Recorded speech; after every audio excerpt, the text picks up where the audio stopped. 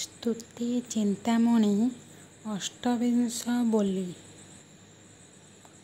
ଶୂନ୍ୟ ପବନ ପୁରୁଷ ବୋଲାଇଲା ଜଳଧାରା ହେଲା ସ୍ଥିରେ।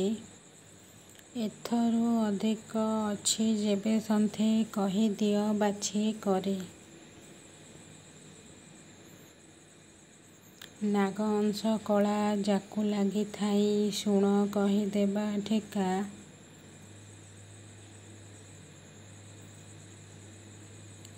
ସର୍ପକୁ ବନ୍ଦୀରେ ପକାଇ ଫାନ୍ଦରେ କରନ୍ତି ଗୁଣି ଜୀବିକା। ପୃଥ୍ୱୀ ଅଂଶ କଳା ଯାର ଅଙ୍ଗେ ଥାଇ ସହିବା ପଣକୁ କ୍ଷମ। ନିନ୍ଦା ସ୍ତୁତିମାନ ନ ଘେନଇ ମନ ସବୁ ମଣୁଥାଇ ସମ।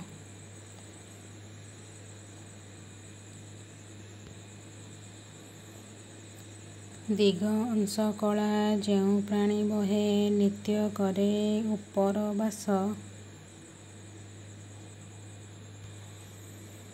ଚକ୍ର ପବନ ପରାଇ କରେ ମନ ଭ୍ରମୁ ଥାଇ ଦଶ ଦିଶ।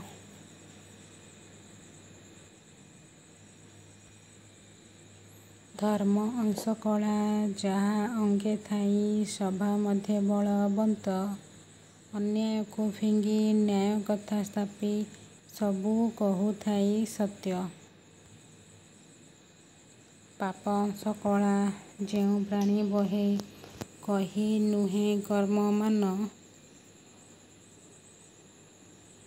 ଅଜ୍ଞାନେ ଆଚରେ ଅନୀତି ବିଚାରେ ମୂର୍ଖ ପଣେ ନିଏ ଦିନ।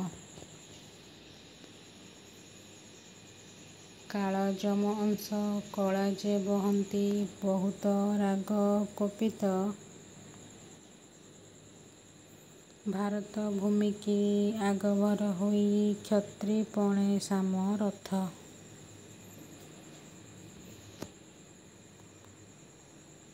କାମ ଅଂଶ କଳା ଯାର ଅଙ୍ଗେ ଥାଇ ଥୟ ନୁହେଁ ପଞ୍ଚୁ ମନ।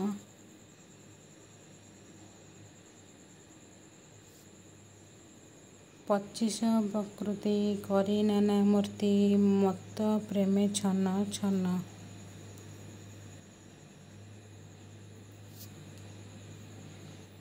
ରମ୍ଭା ମେନକା ଅଂଶ କଳା ଯା ଅଙ୍ଗେ ଜାଣେ ଛବି ନଟ କୂଟ।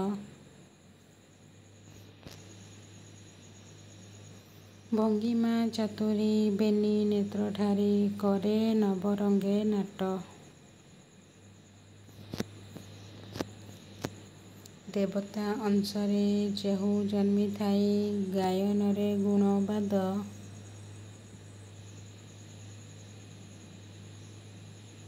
ମୃଦଙ୍ଗ କରତାଳ ଖଞ୍ଜରୀ ମର୍ଦ୍ଦଳ ବଜାନ୍ତି ଅନେକ ବାଦ୍ୟ। ରାଜ ଅଂଶ କଳା ଯାକୁ ଲାଗିଥାଇ ବହୁତ ଲୋକତା ସଙ୍ଗ। ନକରଇମାନ୍ୟ ଉଚ୍ଚ ପଦେ ମନ ଲୋଡୁଥାଇ ବଡ଼ ଢଙ୍ଗ। ବିଷ୍ଣୁ ଅଂଶ କଳା ଯାର ଅଙ୍ଗେ ଜାଣ ସ୍ୱକାମେ ନିଷ୍କାମେ ଦୁଜା।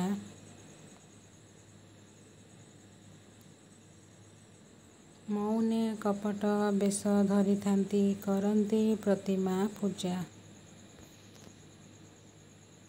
ବ୍ରହ୍ମା ଅଂଶ କଳା ଯାହା ଅଙ୍ଗେ ଥାଇ କରୁଥାଇ କର୍ମ ମାନ। ବୋଲାଇ ଆଚାରୀ ହୋଇ ବ୍ରହ୍ମଚାରୀ କରେ ସନ୍ଧ୍ୟା ତରପଣ। ଦେବ ଅଂଶ କଳା ଯାକୁ ଲାଗିଥାଇ ଚାରି ବେଦେ ଉଦ୍ଦୀପନ।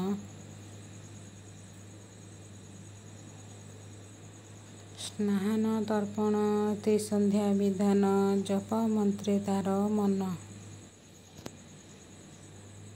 ଶିବ ଅଂଶ କଳା ଯାର ଅଙ୍ଗେ ଥିବ ସ୍ନାନ ଶଉଚରେ ତେଜା। ସମ୍ଭର୍ବ ଯୋଗାଡ଼ ଧୂପ ଦୀପ ଘେନି କରୁଥାଇ ଲିଙ୍ଗ ପୂଜା। ଇନ୍ଦ୍ର ଅଂଶ କଳା ଯେହୁ ପ୍ରାଣୀ ବହେ ଦାତା ପଣେ ସମ ଯୋଗ।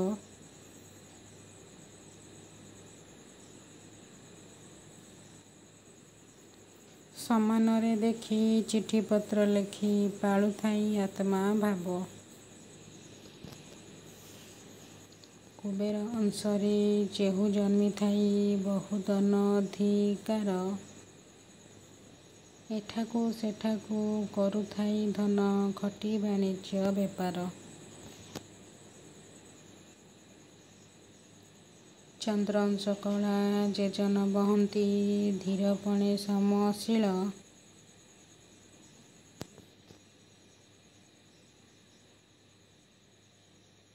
ବଚନ ଭାସିଲେ ଅମୃତ ସମାନ ଅଶ୍ରୁ ଚନ୍ଦନୁ ଶୀତଳ।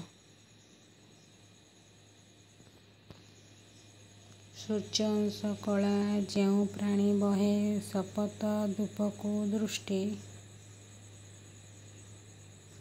ଘେନି କର୍ମଯୋଗ କରେ ସାଧୁସଙ୍ଗ ସକଳ ସ୍ଥାନରେ ଗୋଷ୍ଠୀ।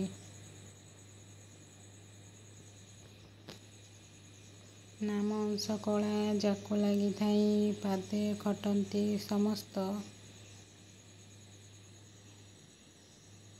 କହେ ଭୀମ ଭୋଇ ନାମ ବ୍ରହ୍ମପଦେ ଗୁରୁପଣେ ସାମ ରଥ।